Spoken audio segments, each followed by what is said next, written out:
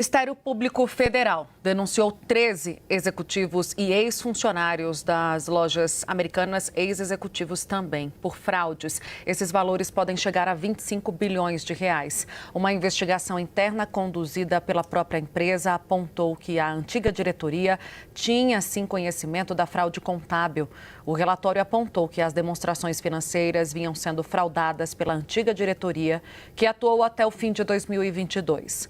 Entre os nomes apontados pela investigação estão os de Miguel Gutierrez, responsável pelo comando da Americanas por 20 anos, Ana Saicali, presidente da AME Digital, e os vice-presidentes José Timóteo e Márcio Meireles. Em 2023, a Americanas divulgou um rombo de 20 bilhões de reais nas suas contas, revelando inconsistências contábeis que a empresa não conseguia mensurar completamente. Na época, a companhia afirmou que os impactos ainda eram incertos, mas estimou que o efeito do caixa seria imaterial. A CNN entrou em contato com as Americanas e ainda aguarda retorno.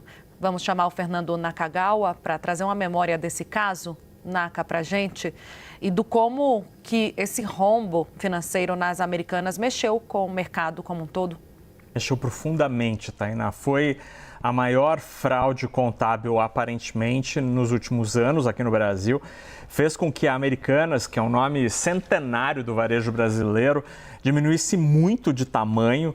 É verdade que o varejo passa por uma crise, né? A gente está deixando de ir às lojas e comprando muito mais pela internet, mas a Americanas passa por esse processo de transformação digital de maneira muito mais acelerada e teve muito mais filiais fechadas do que seus grandes concorrentes.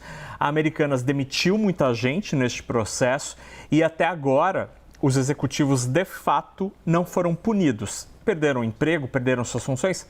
Perderam, mas eles não pagaram de fato, caso seja comprovada esta fraude, este erro, eles não pagaram até agora. É preciso sim que as autoridades sigam este processo até o fim, porque para além de uma corrupção, de um problema contábil, uma corrupção privada que só envolvia dinheiro privado, né, da varejista para fornecedores, sistema bancário com bancos, o fato é, roubaram dinheiro aparentemente, fraudaram a empresa para um fim, seja o pagamento de bônus, seja para benefício próprio com desvio de recursos. Não se sabe ao certo como, mas houve este problema e o rombo é gigantesco. Então é preciso punir estas pessoas se elas de fato tiverem ali a comprovação de que foram as culpadas, porque um problema desse tipo não diz respeito apenas aos acionistas, aos sócios, não. Os empregados sofrem, os fornecedores sofrem e, neste caso, a crise foi tão grande que até os concorrentes sofreram porque começou a faltar crédito, começou a faltar fornecedor. É um problema para toda a economia e que não deve se repetir.